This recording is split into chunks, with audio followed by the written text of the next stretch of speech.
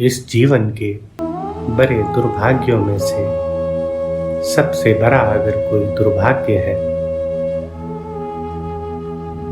तो वो ये है कि तुम खुश रह सकते थे, तुम अनंत ऊंचाइयों को छू सकते थे, अनंत फैलाव को पा सकते थे, पर सिकुड़े सिकुड़े ही तुमने इस जिंदगी को खत्म कर दिया।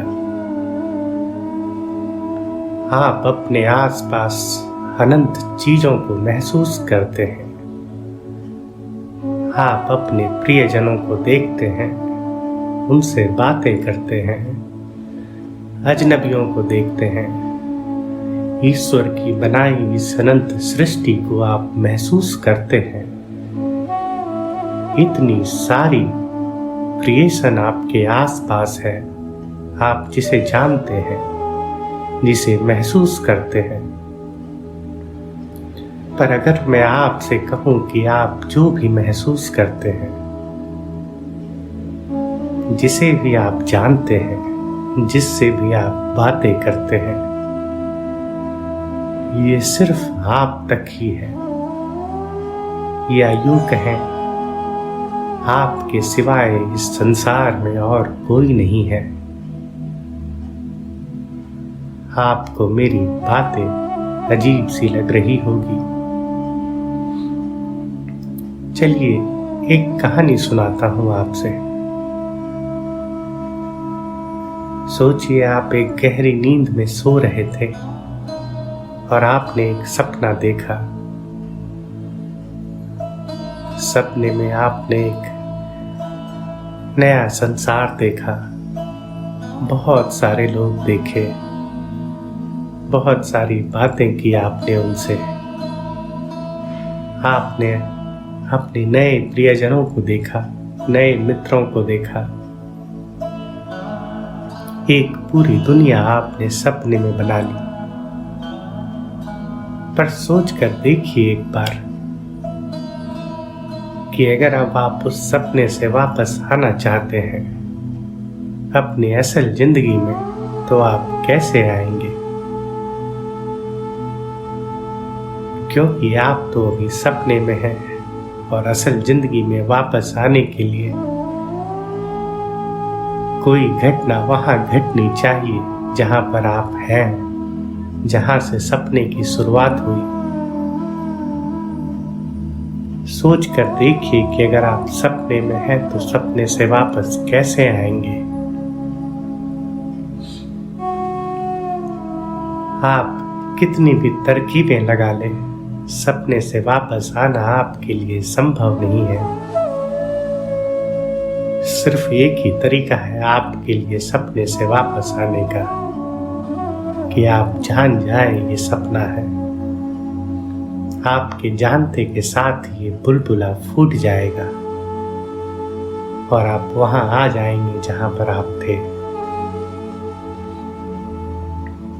अगर मैं आपसे ये कहूं कि जो जीवन आप जी रहे हैं, अनंत रचनाएं अपने आसपास आप देख रहे हैं, ये असल में इस अस्तित्व में है ही नहीं। ये अस्तित्व भी आपकी ही रचना है, ये आपका ही संसार है। आपका संसार अलग है और मेरा संसार अलग है। आप अपने सपने में हैं और मैं अपने सपने में हूँ। हम दोनों ने इस सृष्टि की रचना की है। आपकी सृष्टि में आप जी रहे हैं और मेरी सृष्टि में मैं जी रहा हूँ। दोनों ही असत्य है, दोनों ही सत्य नहीं है। आप सोचेंगे कि मैं ऐसा क्यों कह रहा हूं। सोच कर देखिए इस जिंदगी के मूल सवाल क्या है। सवाल है कि ईश्वर है या नहीं, मृत्यु के बाद हमारा क्या होता है, ये सारा ब्रह्मांड कैसे संचालित होता है, ऐसे ही न जाने कितने ऐसे सवाल हैं जो जब से ये मानव सभ्यता है तब से ये सवाल भी है। और अगर इतने वर्षों में, इतने युगों में इनका जवाब नहीं मिल पाया तो शायद आगे भी जवाब ना मिल पाए। पर सोच कर देखिए एक बार, आखिर इतने अवतार हुए, इतने धर्म बने, इतना ज्ञान आया, तो आखिर ये मूलभूत सवालों के जवाब क्यों ना आ पाए?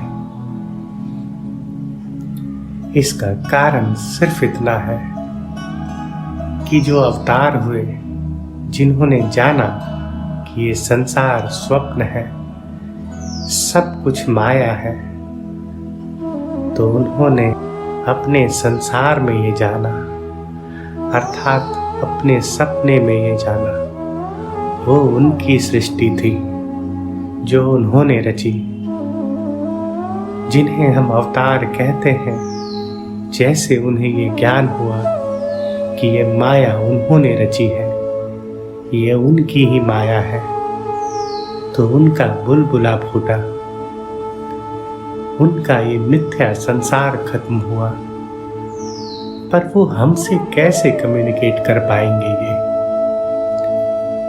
ये तो ऐसा ही हुआ जैसे दो अलग अलग इंसान दो सपना देख रहे हैं और हम चाहते हैं कि वो दोनों आपस में कम्युनिकेट करें। दो अलग अलग सपने आपस में कैसे कम्युनिकेट कर सकते हैं? अगर बुद्ध ने अपने सपने को तोड़ा तो बुद्ध को अपने सपने में ये ज्ञान हुआ कि ये माया है, जो कृष्ण भी कहते हैं और जो हिंदू धर्म का अंतिम सार भी है कि सब कुछ माया है, आप ही ब्रह्म हैं, आप से ही ये संसार है। और जिस दिन आपको इस संसार के माया होने का बोध होता है, उस दिन वैसा ही होता है जैसे कोई मकड़ी एक जाल बुनती है और जब वो मकड़ी अपने अंतिम समय में आती है तो उस जाल को ही पी लेती है। ऐसे ही अगर आपको सत्य का ज्ञान होता है तो आप अपने बनाए गए इस संसार को वैसे ही खत्म कर देते हैं जैसे वो मकड़ी उस जाले को खत्म करती है। जैसे कि एक सपना टूटता है, पर आप सोच कर देखिए, आखिर बुद्ध अपने सपने से आपके पास कैसे आ पाएंगे? कैसे आपको बता पाएंगे कि सत्य क्या है? शायद इसलिए अब तक ये जवाब नहीं मिल पाया। इतने अवतार हुए, पर वो सारे अवतार जिन्हें हम अवतार कहते हैं, उन्होंने अपने अपने सपनों को खत्म किया। शायद इसीलिए ऐसा कहते हैं कि सत्य आपका अपना है, सत्य आपका व्यक्तिगत है। जिस दिन आपको एहसास होगा कि ये संसार जो आप जी रहे हैं ये बिल्कुल माया है, उस दिन आपका भी ये बुलबुला फूटेगा। इस चर्चा की शुरुआत में जैसा मैंने आपसे कहा कि इस जीवन के बड़े से बड़े दुर्भाग्य में जो सबसे बड़ा दुर्भाग्य है वो ये कि आप फैल सकते थे, आप अनंत ऊंचाइयों को छू सकते थे, परंतु सिकुड़े सिकुड़े ही आपने इस जिंदगी को खत्म कर दिया। इसका कुल सार इतना है, जैसे एक राजा अपने सपने में भिखारी हो जाए और अपनी पूरी जिंदगी और अपना पूरा सपना भिखारी होकर और दुखी रहकर ही खत्म कर दे, और जब मरने के करीब हो तो शायद वो जागे और जाने की इस पूरी जिंदगी को मैंने भिखारी होकर खत्म कर दिया, जबकि मैं राजा के जैसे जी सकता था, एक सम्राट की जिंदगी जी सकता था, और भिखारी के जैसे मैं सारा जीवन रहा। वक्त आ गया है जब आप और मैं अपने इस सपने को खत्म करें, अगर आप अध्यात्म का सार देखें और इस धर्म का सार देखें तो सबने कहा है कि सिर्फ ध्यान ही आपको मुक्ति दिला सकती है, क्योंकि ध्यान आपको अपने असल रूप का एहसास कराएगी, आपको इस विचारों के जाल से बाहर निकालेगी और शायद आपके इस सपने को तोड़ने में वो सहयोग करे। गुरु वही है जो आपको नींद से जगा दे। गुरु वो नहीं है जो आपको ज्ञान दे। गुरु वो है जो आपको इस नींद से जगा दे। शायद कहीं और सो रहे हैं हम और एक गुरु की तलाश है जो इस नींद से हमें जगा दे। शायद हमें वो वहां उठा दे जहां हम सो रहे थे। अगर आप गहरे में देखेंगे तो हर अच्छी चीज शुरुआत में बुरी लगती है और हर बुरी चीज शुरुआत में अच्छी लगती है। इसको अगर आप ऐसे जोड़ कर देखें कि जो आपको सपने से जगाए, जो सपने से जगने की बात करे, जो आपकी इस नींद को तोड़ने की बात करे, आपको वो बुरा लगेगा। पर जैसे आपकी नींद टूटेगी आप जानेंगे कि वही एक सच्चा था।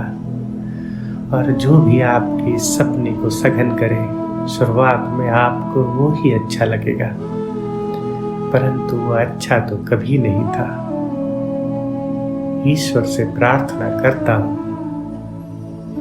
कि आपको भी उस गुरु के दर्शन हो, कोई मिले आपको जो आपके सपने से आपको जगाए और आप वहां जाग सके जहां पर आप हैं, वापस सम्राट हो सके, आप इस भिखारी के स्वप्न से मुक्ति पा सके हम। धन्यवाद।